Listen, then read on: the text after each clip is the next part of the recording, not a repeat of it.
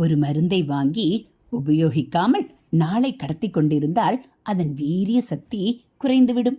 அப்படியே மந்திரங்களை அபியாசம் செய்யாமல் இருந்தால் அந்த மந்திரங்களின் வீரிய சக்தி குறைந்துவிடும். நம்முடைய துன்பத்தை நாம் பெரிதாக எண்ணிக்கொண்டிருக்கிறோம்.